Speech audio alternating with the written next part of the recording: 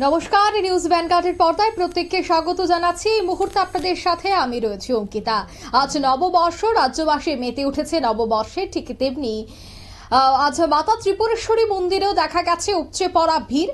সকাল থেকে নববর্ষের দিন অর্থাৎ পয়লা বৈশাখের দিন দেখা গেল ব্যাপক ভিড় রয়েছে, প্রচুর ভিড়, এবং পার্শ্ববর্তী রাজ্য অসম থেকেও প্রচুর দর্শনার্থীরা এসেছেন ত্রিপুরেশ্বরী মন্দিরে পুজো দেওয়ার উদ্দেশ্যে। প্রচণ্ড রোদকে উপেক্ষা করে দীর্ঘক্ষণ লাইন ধরে ত্রিপুরেশ্বরী মায়ের মন্দিরে পুজো দিয়েছেন দর্শনার্থীরা, এবং সেখানেই পৌঁছে গেছে নিউজ ভ্যানগার্ড প্রতিনিধি প্রসেনজিৎ। কি তুলে ধরছে প্রসেনজিৎ, দেখাচ্ছে একবার। নমস্কার, নিউজ ভ্যানগার্ডের পর্দায় সবাইকে নববর্ষের শুভেচ্ছা এবং স্বাগত। আমরা রয়েছি ত্রিপুর সুন্দরী মায়ের মন্দিরে। আজ নববর্ষের প্রথম দিন অর্থাৎ পয়লা বৈশাখ, আর এই পয়লা বৈশাখে রাজ্য সহ বহিরাজ্যের প্রত্যেকটা মানুষ কিন্তু ঠাকুরের নাম নিয়ে কিন্তু এই দিনটা শুরু করতে যাচ্ছে।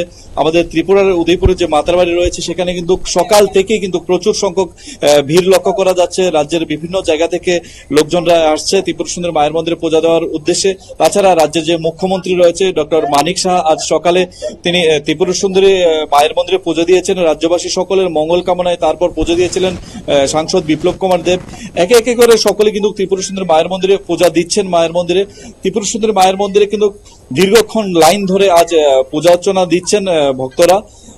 সকাল থেকে কিন্তু শুরু হয়েছে মায়ের মন্দিরে এই পূজা অর্চনা। আমরা কথা বলবো যারা দীর্ঘক্ষণ ধরে লাইন ধরে দাঁড়িয়েছে তাদের সাথে। কোন জায়গা থেকে এসেছেন? চন্দ্রপুর।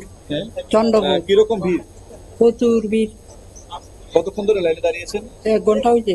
1 ঘন্টা। যেহেতু হয়ে গেছে তো প্রায় 10-15 মিনিট হয়ে গেল।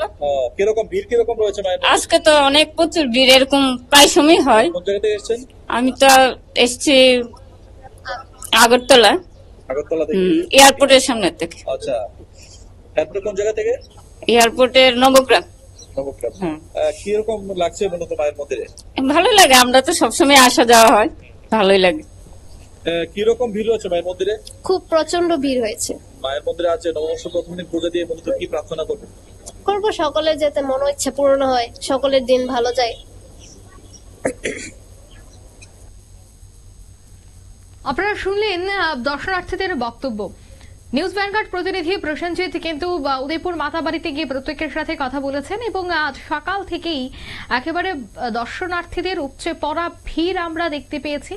এই রাজ্যের মুখ্যমন্ত্রী ডক্টর মানিক সাহা এবং পশ্চিম আসনের সাংসদ বিপ্লব কুমার দেব সহ আরো বেশ কিছু নেতৃত্বরাও কিন্তু যান মাতা ত্রিপুরেশ্বরী মন্দিরে পুজো দেওয়ার জন্য। তার পাশাপাশি শুধুমাত্র রাজ্যবাসী নয়, পার্শ্ববর্তী রাজ্য অসম থেকেও কিন্তু প্রচুর দর্শনার্থীরা এসেছেন এই মাতা ত্রিপুরেশ্বরী মন্দিরে পুজো দেওয়ার জন্য। নিয়ে নিচ্ছে ছোট একটি বিজ্ঞাপন বিরতি, সঙ্গে থাকুন।